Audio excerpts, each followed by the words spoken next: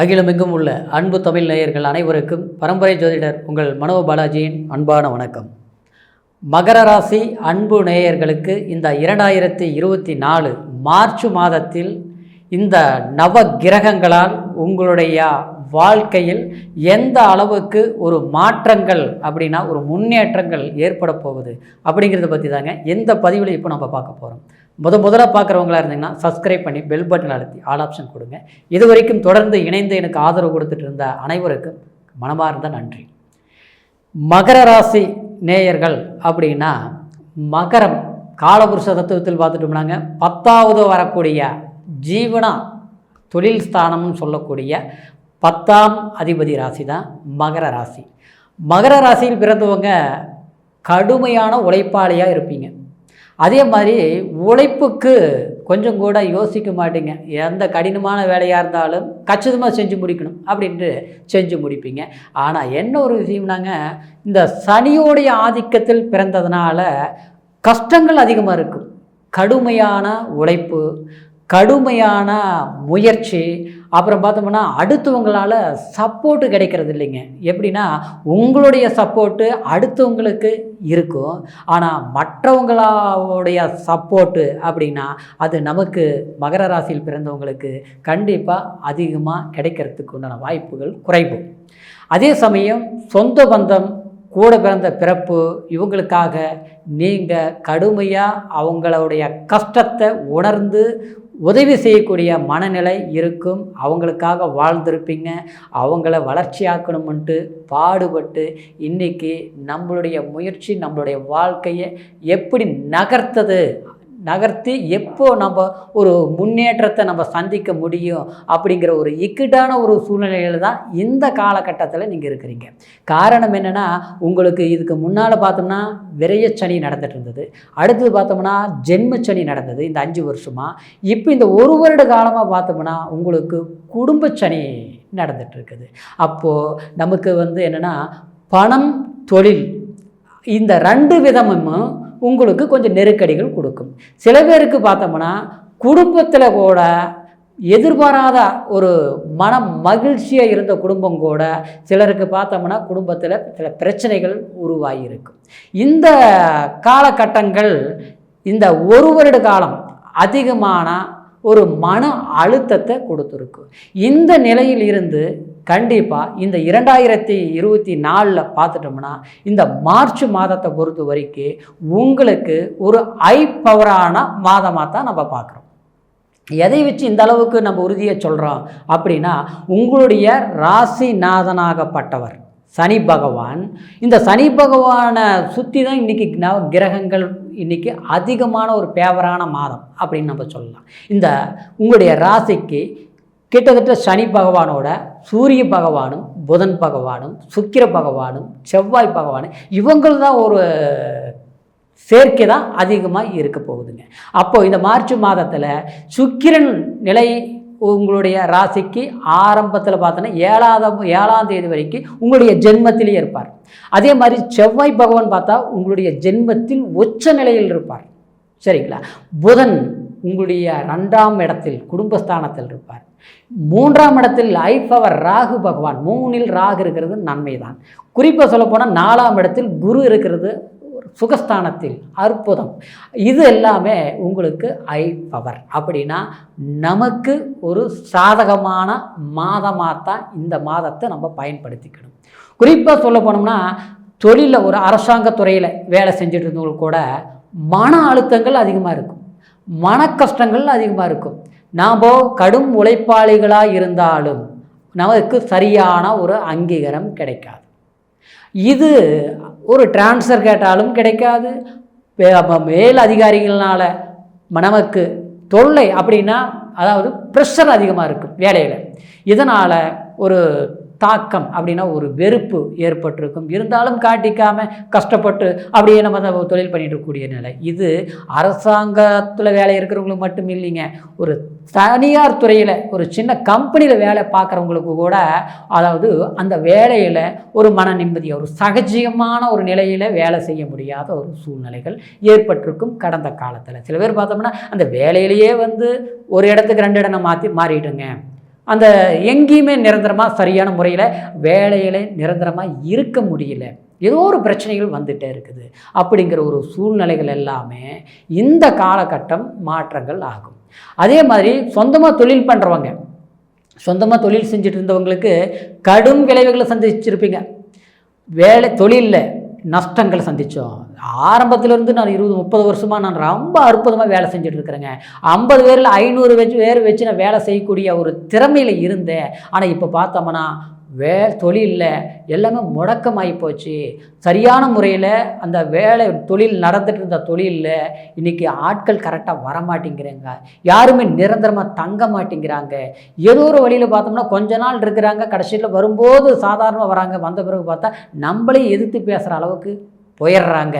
எவ்வளோதான் அவங்களுக்கு பொருளாதாரத்தை நம்ம கொடுத்து வேலை வாங்கணும்னு நினச்சாலும் வாங்குற வரைக்கும் கரெக்டாக இருக்கிறாங்க. வாங்கிட்டோம்னா கடைசியில் நம்மள்கிட்ட சரியான ஒரு பரஸ்பரமாக இருக்க மாட்டேங்கிறாங்க, நிலையை தங்க மாட்டேங்கிறாங்க.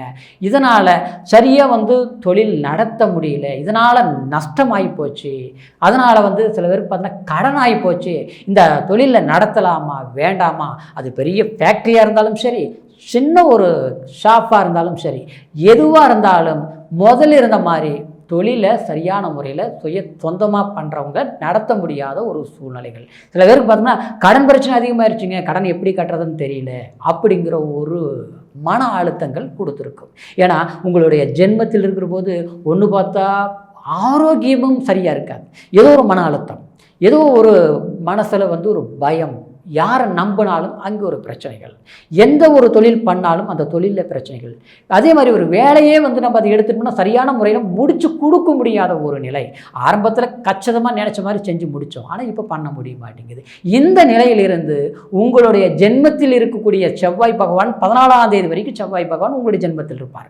அப்போது இந்த உச்ச நிலையிலிருந்து 2ஆம் இடத்துக்கு போகும்போது உங்ககிட்ட ஒரு வைப்ரேஷன் கிடைக்கும், உங்களுக்கு ஒரு தன்னம்பிக்கை பிறக்கும், ஒரு பலம் சேர்க்கும். அது குடும்பஸ்தானத்துக்கும் சரி, தொழில் ஸ்தானத்துக்கும் சரி. சில பேர் பார்த்தோம்னா வீட்டை திருமணம் பண்ண முடியலைங்க, குழந்தைங்களை சின்னலேருந்து இப்போ ஓரளவுக்கு நான் உருவாக்கினேன், எல்லாமே பண்ணி அவங்களுக்கு ஆளான பிறகு அவங்களுடைய தேவைகளை சரியான முறையில் பூர்த்தி பண்ண முடிய மாட்டேங்குது. ஒரு திருமணம் சார்ந்த விஷயத்திலும் சரி, ஏதோ தடைகள் வருது. அவங்களுடைய வாழ்க்கையை கரெக்டாக நான் கொண்டு போய் விட முடியுமா? நான் பாடுபட்டதே ஆரம்பத்திலேருந்து அவங்களுக்காக தான், என்னென்ன தெரியலைங்க. ஒன்று பார்த்தா பொருளாதாரமும் மாதிரி இப்போ இல்லை, குடும்பத்தையும் சரியான முறையில் வழி நடத்த முடியல, என்னென்ன தெரியலைங்க. அப்படின்னா எல்லாமே இந்த கிரக அமைப்புகளால் தடுமாற்றங்கள் கடந்த காலத்தில் ஏற்பட்டிருக்கும்.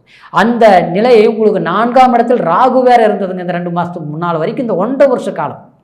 அப்போது என்னென்னா மனசில் வீடு, சில பேர் பார்த்தோம்னா வீடு கட்டலாம்னு முயற்சி பண்ணியிருப்பீங்க, கட்டி முடிக்க முடியாது, பாதியிலேயே நின்று இருக்கும். சில பேருக்கு பார்த்தோம்னா கட்டி முடித்து கடனாகி போச்சு.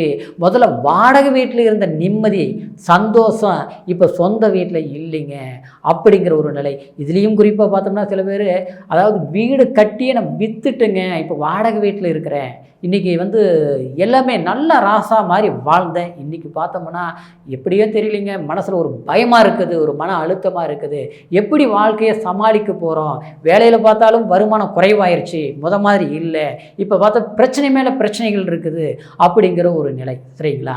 இந்த நிலை எல்லாமே கண்டிப்பாக உங்களுக்கு 4ஆம் இடத்தில் இருக்கக்கூடிய குரு பகவான் ஒரு ஆதாயமான ஒரு விஷயங்கள் கண்டிப்பாக உங்களுக்கு நடக்கக்கூடிய ஒரு வாய்ப்புகள் வரும். 3ஆம் இடத்தில் ராகு, இது ஒரு ஃபேவரட் அருமையான வாய்ப்பு.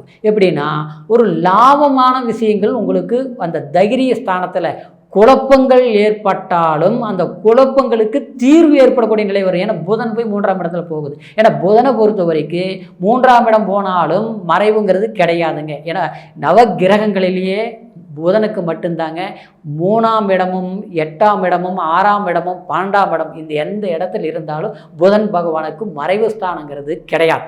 காரணம் என்னென்னா காலபுருஷ தத்துவத்திலேயே பார்த்துட்டோம்னா 3ஆவதாக வரக்கூடிய ராசி புதன் ஆச்சுங்களா. அப்போது புதன் அதே மாதிரி 6ஆம் ஸ்தானாதிபதியை வரக்கூடிய ஸ்தானமும் புதன். அப்போது இந்த புதன் பொறுத்த வரைக்கும் ராகுவோட சேரும்போது நம்மளுடைய மனசில் புதிய கண்டுபிடிப்புகள், புதிய எதிர்பாராத ஒரு முக்கியமான ஒரு தைரியத்தை கொடுக்கக்கூடிய சில வாய்ப்புகள், அது தூர பிரயாணங்கள் செய்து வெற்றி கொள்ளலாம். சில பேர் பார்த்தோன்னா ஒரு பிரைவேட் கம்பெனிலேயே நல்ல கம்பெனியில் வேலை செஞ்சுட்டு இருப்போம். நாம் வந்து வெளியூர் போகக்கூடிய வாய்ப்புகள் கம்பெனி மூலியமாக கிடைக்குமா, வெளிநாடு போகக்கூடிய வாய்ப்புகள் கிடைக்குமா, இல்லை வெளி தேசம் போகக்கூடிய வெளி ஊர் போகக்கூடிய வாய்ப்புகள் கிடைக்குமா, இல்லை பக்கத்தில் இருக்கக்கூடிய இதை விட பெரிய கம்பெனிக்கு போகக்கூடிய வாய்ப்புகள் கிடைக்குமா அப்படின்னு எதிர்பார்த்துட்டு இருப்போம். நம்மக்கிட்ட எல்லாமே எக்ஸ்பீரியன்ஸ் இருக்குது, அதே மாதிரி படிப்பு இருக்குது, நம்மக்கிட்ட வந்து எல்லாமே இருந்தாலும் அடுத்தவங்களுக்கு கிடைக்கக்கூடிய நம்மளை கீழே இருக்கக்கூடியவங்களுக்கு கிடைக்கக்கூடிய வாய்ப்புகள் நமக்கு கிடைக்காது. ஏன்னா மகர ராசி பொறுத்து நுணுக்கமானவர்கள் தன்னுடைய வாய்ப்புகளை தவற விடாமல் அதைய கரெக்டாக செஞ்சு முடிக்கக்கூடியவங்க தான் மகர ராசிகள். அது அந்த நிலையில் இருக்கக்கூடியவங்களுக்கு கடந்த காலத்தில் அடுத்தவங்களுக்கு கிடைக்கக்கூடிய அந்த வாய்ப்புகள் சகாயம் சப்போர்ட்டு தனக்கு ஏற்படல. ஆனால் இந்த வாய்ப்பு இந்த மார்ச் மாதத்தில் உங்களுக்கு ஒரு சாதகமான மாதமாக உங்களுக்கு அமையப்போகுது. அப்போ சில வாய்ப்புகள் கிடைக்கும். தொழிலில் இருந்த பிரச்சனைகள் விளக்கும். ஒரு வேலைக்கு போகிறவங்க வேலையில் இருந்த சிக்கல்கள் சேரக்கூடிய ஒரு வாய்ப்புகளாக இருக்கும். ஒரு இப்போ சொல்லப்போனால் சில பேருக்கு பார்த்தோம்னா கல்யாணம் விஷயத்திலேயே சில பேருக்கு தடைகளாக இருக்கும். சில பேருக்கு கல்யாணமே நடக்கலை, எத்தனையோ பெண்கள் பார்த்தோம், பெண்ணுக்கு ஆணை பார்த்தோம், சரியான முறையில் மணமகன் ஜாதகம் அமையலை, பொருத்தம் இருக்குது, எல்லாமே பேவராக வருது, சரியாக ஒத்து வருது, கடைசியில் கல்யாணம் நடக்கிற நேரத்தில் பார்த்தோம்னா ஏதோ ஒரு விதத்தில் தடங்களா, இது ஏதோ யாரோ கெடுத்து விட்டுறாங்க, இல்லையே ஏதோ ஒரு விதம், அது எப்படின்னே தெரிய மாட்டேங்குது, என்ன நடக்குதுன்னே தெரிய மாட்டேங்குது. சில பேருக்கு இது ஒரு பெரிய பிரச்சனையாக இருக்கும். ஆனால் கண்டிப்பாக இந்த மங்களகாரகன் சுக்கிரனும் உங்களுடைய ஜென்மத்தில் இருப்பதனால, அதே 2ஆம் இட குடும்பஸ்தானத்துக்கு சுக்கிர பகவான் பெயர்ச்சி ஆகும்போது கலஸ்தரக்காரகன் ஒரு நிலை சுக்கிர பகவானுக்கு இருப்பதனால கண்டிப்பாக சுப நிகழ்வுகள் நடக்கக்கூடிய தன்மை. ஏன்னா சுக்கிரனும் சனியும் சேர்க்கைங்கிறது அது ஒரு நல்ல சேர்க்கை தான், சரிங்களா? ஒரு நல்ல சுப நிகழ்வுகள் ஒரு வாய்ப்புகள் கண்டிப்பாக நடக்கக்கூடிய வாய்ப்பு இருக்கும். சில பேர் பார்த்தோம்னா கணவன் மனைவிக்குள்ள பிரச்சனைகள் வந்திருக்கும், சம்மந்தம் இல்லாமல் பிரச்சனைகள், நல்லா வாழ்ந்துட்டு இருந்தோம், என்னன்னே நடந்ததுன்னு தெரியல, கடைசியில் டைவர்ஸ் வரைக்கும் போயிடுச்சு, இன்றைக்கி 2 பேர் பிரிஞ்சிருக்கிறோம் இல்லையா? சில பேர் பார்த்தோம்னா சம்மந்தம் இல்லாமல் வாழ்ந்துட்டு இருக்கிறோம், அவர் பாட்டில் அவர் இருக்கிறாரு, நான் பாட்டில். சில பெண்கள் வந்து கடும் உழைப்பாளிகள், குடும்ப சுமைகளே சுமந்து தன்னுடைய பொறுப்பை எடுத்துக்கிட்டு இன்றைக்கி ஒரு ஆண் மாதிரி பாடுபட்டு இருப்பீங்க. ஆனால் அவங்களுக்கு பார்த்தோம்னா தப்பே பண்ண மாட்டீங்க, தப்புன்னு வரும், நல்லதே செய்வீங்க கெட்டதுன்னு வரும். தப்பு பண்ணுறவங்களுக்கு கிடைக்கக்கூடிய ஒரு மதிப்பு மரியாதை அங்கீகாரம் நல்ல பேர் மகர ராசினா தனக்கு கிடைக்கல, நமக்கு எல்லாமே ஆப்போசிட் ஆகுது. அப்படிங்கிற ஒரு நிலையில் இருந்து உங்களுக்கு கண்டிப்பாக இந்த மார்ச் மாதத்தை பொறுத்த வரைக்கும் உங்களுடைய ராசிநாதனுடைய எல்லா ஒரு மாதக்கோள்களுடைய சேர்க்கை உங்களுடைய ராசிநாதனுடைய சுத்தி அப்படின்னா மகரத்திலையும் கும்பத்திலையும் பயிற்சி ஆகிறதுனால உங்களுக்கு ஜென்மாதிபதியும் குடும்பஸ்தானாதிபதியும் நிலையில் இருப்பதனால கண்டிப்பாக அதாவது ஆரோக்கியத்துக்கு நல்லது, வாழ்க்கைக்கு நல்லது, அற்புதமான ஒரு மாதமாக இந்த மார்ச் மாதம் இருக்க போகுது. அதனால் தேவையான முயற்சிகள் கண்டிப்பாக எடுங்க. தேவைக்கு தகுந்த மாதிரி ஒரு நன்மைகள் மகர ராசினியர்களுக்கு கச்சிதமாக ஏற்படும் கண்டிப்பாக. இது இப்போ கோச்சார பலன்களில் நான் சொன்னதுங்க. இருந்தாலும் உங்களுடைய பிறப்பு ஜாதகத்தை ஒரு முறை நீங்கள் பார்த்துக்கோங்க. ஏன்னா அதில் எப்படி இருக்குது கிரக அமைப்புகள், என்ன தசாபுத்தி நடக்குது, என்ன லக்னம், ராசிங்கிறது ஒரு உடல், லக்னங்கிறது உயிர். இதுக்கு ராசிக்கு எந்த அளவுக்கு பவர் இருக்குதோ அதை விட அதிகமான பவர் லக்னத்துக்கு இருக்குது. அப்போ அந்த லக்னம் எந்த நிலையில் இருக்குது, என்ன லக்னம் அப்படிங்கிற பொறுத்து தாங்க பலன்கள் சற்று மாறுபடுறதுக்கு வாய்ப்பு இருக்குது. அதனால் உங்களுடைய பிறப்பு ஜாதகம் பார்த்துக்குங்க. அப்படி எங்கிட்ட இது பார்க்கணும்னு நினச்சிங்கன்னா கீழே இருக்கிற நம்பருக்கு ஃபோன் பண்ணி பிறந்த தேதி, பிறந்த நேரம், பிறந்த ஊர் தெரியப்படுத்தி உங்களுடைய முழு ஜாதக பலன் என்னங்கிறத தெரிஞ்சுக்கோங்க. மீண்டும் அடுத்த பதிவில் உங்களை சந்திக்கிற வரைக்கும் நன்றி, வணக்கம்.